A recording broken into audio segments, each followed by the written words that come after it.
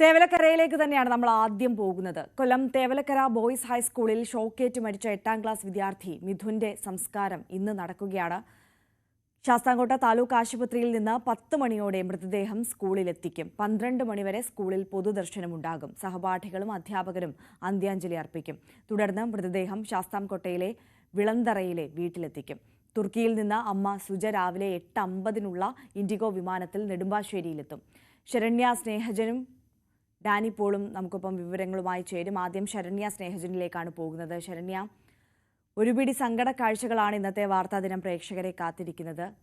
മിഥുന്റെ സംസ്കാരം ഇന്ന് വൈകുന്നേരത്തോടുകൂടിയാണ് നിശ്ചയിച്ചിട്ടുള്ളത്. പൊതുദർശനം, സംസ്കാര ചടങ്ങ്, അതുകൊണ്ടൊക്കെ ഒരു സമയക്രമം അടക്കമുള്ള വിവരങ്ങൾ ശരണ്യ.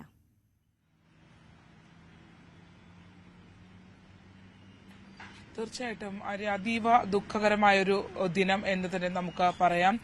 13 വയസ്സ് മാത്രം പ്രായമുള്ള ആ കുഞ്ഞ് ഇന്ന് ഈ ലോകത്തോട് യാത്ര പറയുകയാണ്.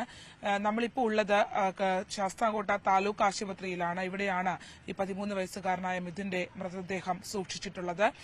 9 മണിയോടുകൂടി ശാസ്താംകോട്ട ഈ ആശുപത്രിയിൽ നിന്നും മൃതദേഹം മിഥുൻ പഠിച്ച സ്കൂളായ തേവലക്കര ബോയ്സ് ഹൈസ്കൂളിലേക്ക് എത്തിക്കും. 9 മണിയോടുകൂടി മോർച്ചറിയിൽ നിന്ന് മൃതദേഹം ഇറക്കുമെന്നാണ് ഇപ്പോൾ അധികൃതർ വ്യക്തമാക്കിയിട്ടുള്ളത്. പിന്നീടുള്ള പൊതുദർശനമടക്കമുള്ള കാര്യങ്ങൾ നടക്കുക തേവലക്കര ബോയ്സ് ഹൈസ്കൂളിലാണ്. അതീവ സങ്കടകരമായ കാഴ്ചകൾ തന്നെയാകും ആ സ്കൂളിൽ നിന്നും നമുക്ക് നൽകാൻ കഴിയുകയും ചെയ്യുക. കാരണം വളരെയധികം സജീവമായിരുന്ന, എല്ലാവരോടും വളരെയധികം അടുപ്പം പുലർത്തിയിരുന്ന ഒരു കൊച്ചുകുട്ടി, അവന്റെ ഒരു യാത്രയേപ്പും ആ ഒരു അവസാന ദിവസവും അത് വളരെ ദുഃഖകരമായിരിക്കും എന്നുള്ളതാണ്. നമുക്കറിയാം, ഈ കേരള സമൂഹത്തെ ആകെ ഞെട്ടിച്ചുകൊണ്ട് വേദനിപ്പിച്ചുകൊണ്ടാണ് ആ കുഞ്ഞ് യാത്ര പറഞ്ഞത്. ഇങ്ങനെ ഒരു അന്ത്യയാത്ര പറയുന്നതിന് വേണ്ടി സ്കൂളിലേക്ക് മടങ്ങിയെത്തുമ്പോൾ സഹപാഠികളടക്കമുള്ള ആളുകളുടെ കണ്ണീരോടുകൂടിയുള്ള യാത്രാമൊഴിയായിരിക്കും നൽകാൻ പോകുന്നത് എന്നുള്ളത് നമുക്ക് കഴിഞ്ഞ ദിവസങ്ങളിൽ നിന്ന് തന്നെ മനസ്സിലാക്കാൻ കഴിഞ്ഞു. അത്രമേൽ പ്രിയപ്പെട്ടവനായിരുന്നു മിഥുൻ.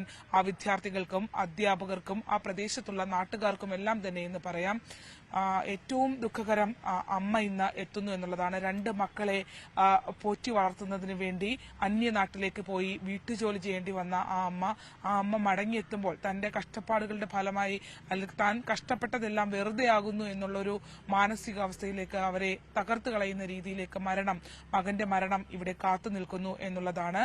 സുജ 9 മണിയോടുകൂടി നെടുമ്പാശ്ശേരി എയർപോർട്ടിൽ എത്തുമെന്നുള്ളതാണ്. ബന്ധുക്കൾ അടങ്ങുന്ന 7 അംഗ സംഘം, സുജയുടെ സഹോദരിയും ഇളയ കുഞ്ഞും അടങ്ങുന്ന സംഘമാണ് ഇപ്പോൾ നെടുമ്പാശ്ശേരിയിലേക്ക് പോയിട്ടുള്ളത്.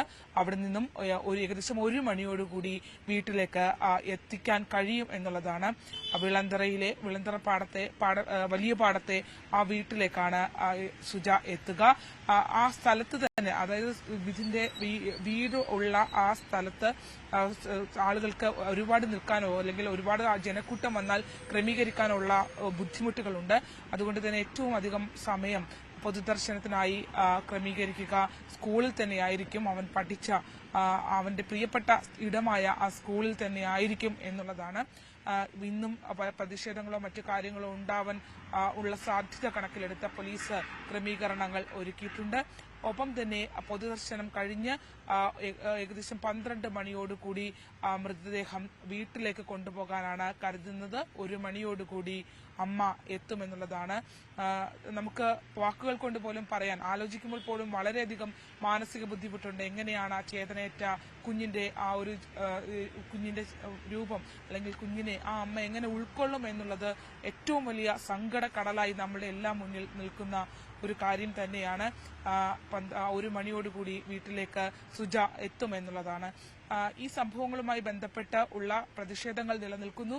ഒപ്പം തന്നെ ഈ മിഥുന്റെ കേസുമായി ബന്ധപ്പെട്ട്, അതായത് ഈ സംഭവങ്ങളുമായി ബന്ധപ്പെട്ട് കൂടുതൽ സ്കൂൾ അധികൃതരുമായി ഉള്ള നടപടികൾ ഉണ്ടാകുമെന്നുള്ള വിവരങ്ങളുമൊക്കെ ലഭ്യമാകുന്നുണ്ട്. മന്ത്രിമാരടങ്ങുന്ന സംഘങ്ങൾ ഇന്നലെ എത്തിയിരുന്നു. KSCB അധികൃതർ എത്തിയിരുന്നു. ഒപ്പം ഇന്നും അത്തരത്തിൽ യാത്രയെ പടക്കം നൽകുന്നതിന് വേണ്ടി അത്തരം പ്രധാനപ്പെട്ട രാഷ്ട്രീയ നേതാക്കളൊക്കെ തന്നെ ഇവിടേക്ക് എത്തും എന്ന് തന്നെയാണ് കരുതുന്നത്. അതിനൊക്കെ അപ്പുറത്തേക്ക് വളരെയധികം സ്കൂളിൽ നിന്ന് വീട്ടിലേക്ക് പോകുന്ന വഴിയിൽ ഉൾപ്പെടെ ഒരുപാട് സൗഹൃദങ്ങളുള്ള എല്ലാവരോടും സംസാരിച്ച് മടങ്ങിപ്പോകുന്ന ആ കുഞ്ഞിനെ കാണാൻ ഒരുപാട് ആളുകൾ, ഒരുപാട് പേർ, നാട്ടുകാർ തന്നെ ആ സ്കൂളിലേക്കും വീട്ടിലേക്കും എത്തുമെന്നുള്ളതാണ്. അത്തരത്തിലുള്ള ക്രമീകരണങ്ങളൊക്കെ ഒരുങ്ങിക്കഴിഞ്ഞിട്ടുണ്ട്. എന്തായാലും വൈകിട്ട് 4 മണിയോടുകൂടി 4 മണിക്ക് ശേഷം സംസ്കാരം നടത്താനാണ് ഇപ്പോൾ തീരുമാനിച്ചിരിക്കുന്നത്. 4 മണിയോടുകൂടി 5 മണിയോടുകൂടി സംസ്കാര ചടങ്ങുകൾ പൂർത്തീകരിച്ച് മൃതദേഹം സംസ്കരിക്കുമെന്നുള്ള വിവരമാണ് നമുക്ക് ലഭ്യമായിട്ടുള്ളത്. ശരണ്യ സൂചിപ്പിച്ചതുപോലെ തന്നെ ആ ഉള്ളു പൊട്ടി, ചങ്ക് പൊട്ടി ആ അമ്മ തുർക്കിയിൽ നിന്ന് ഇവിടെ വരെ എങ്ങനെ എത്തും എന്നുള്ള വലിയ ആശങ്കയാണ് നമ്മളെല്ലാവർക്കും ഉള്ളത്. നമ്മൾ ആ വേദന ഓർത്ത് നമുക്കെല്ലാവർക്കും അതീവ ദുഃഖമാണ് ഉള്ളത്.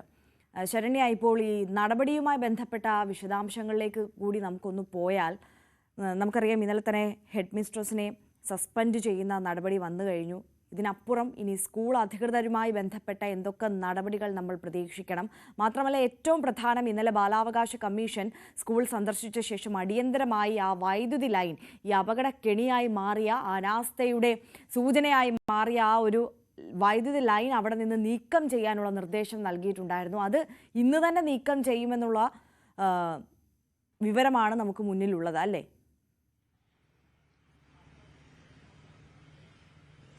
തീർച്ചയായിട്ടും ബാലാവകാശ കമ്മീഷൻ കർശന നിർദ്ദേശം ആ വൈദ്യുതി ലൈൻ നീക്കം ചെയ്യുന്നതുമായി ബന്ധപ്പെട്ട് നൽകിയിട്ടുണ്ടായിരുന്നു. ഇന്നലെ രാത്രി തന്നെ അതിന്റെ നടപടിക്രമങ്ങൾ ആരംഭിച്ചിരുന്നു. ഇന്നിപ്പോ അത് പൂർണ്ണമായും സ്കൂളിൽ നിന്ന് നീക്കം ചെയ്യുമെന്നുള്ളതാണ് പറഞ്ഞിട്ടുള്ളത്. കാരണം മഴക്കാലമാണ്, വളരെയധികം ഞാന്ന് തൂങ്ങിക്കിടക്കുന്ന രീതിയിലാണ് ആ ലൈൻ പോയിട്ടുള്ളത് എന്നുള്ളതാണ്. കുട്ടികൾക്ക് മരണക്കെണി എപ്പോൾ വേണമെങ്കിലും ഒരുക്കാവുന്ന രീതിയിൽ അത് അവിടെ ഇങ്ങനെ ഉണ്ടാകുന്നു എന്നുള്ളതാണ്. അതിൽ കർശനമായൊരു നടപടി സ്വീകരിച്ചുകൊണ്ട് KSEB ഇന്ന് ലൈൻ നീക്കം ചെയ്യും എന്നുള്ള വിവരമാണ് നൽകിയിട്ടുള്ളത്. അതിനോടൊപ്പം തന്നെ ഈ സ്കൂൾ കഴിഞ്ഞ ദിവസങ്ങളിൽ ഉണ്ടായ സംഭവങ്ങളുമായി ബന്ധപ്പെട്ട് സ്കൂൾ ഹെഡ് മിസ്ട്രസിനെതിരെ നടപടി ഉണ്ടായിരുന്നു.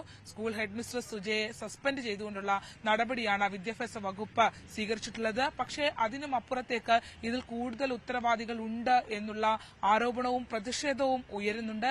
അതിൽ തന്നെ സ്കൂൾ മാനേജ്മെന്റിന് ഈ ഉത്തരവാദിത്തത്തിൽ നിന്ന് പിന്മാറാനാകില്ല എന്നുള്ളത് വ്യക്തമാക്കുന്നുണ്ട്. ഒപ്പം ഈ കെട്ടിടത്തിന് ഫിറ്റ്നസ് അടക്കം നൽകിയ പൊതുമരാമത്ത് വകുപ്പ് എഞ്ചിനീയർമാർക്കടക്കം ഇതിനകത്ത് ഉത്തരവാദിത്തമുണ്ട്. കാരണം സ്കൂളിന് ഫിറ്റ്നസ് ലഭ്യമായിട്ട് വളരെ കുറച്ച് ദിവസങ്ങൾ മാത്രമേ ആയിട്ടുള്ളൂ. നമുക്കറിയാം പുതിയൊരു അധ്യയന വർഷം തുടങ്ങിയിട്ടേ ഉള്ളൂ. അതുകൊണ്ട് തന്നെ എന്ത് പരിശോധനയുടെ അടിസ്ഥാനത്തിലാണ് ഇങ്ങനെ ഒരു ഫിറ്റ്നസ് ആ സ്കൂളിന് നൽകിയിട്ടുള്ളത് എന്നുള്ളത് നമുക്ക് ആ ദൃശ്യങ്ങളിൽ നിന്ന് തന്നെ കൃത്യമായി ഈ കഴിഞ്ഞ ദിവസങ്ങളിലൊക്കെ തന്നെ നമുക്ക് വളരെ വ്യക്തമാണ്. കാരണം ഇരുമ്പ് ഷീറ്റുകൾ കൊണ്ട് ഒരു മേൽക്കൂര നിർമ്മിച്ച ഒരു സൈക്കിൾ ഷെഡിന് മുകളിലായാണ് ഞാന്ന് തൂങ്ങിയ നിലയിൽ ഒരു KSEBയുടെ ആ 3 ഫേസ് ലൈൻ കടന്നുപോയത് എന്നുള്ളതാണ്.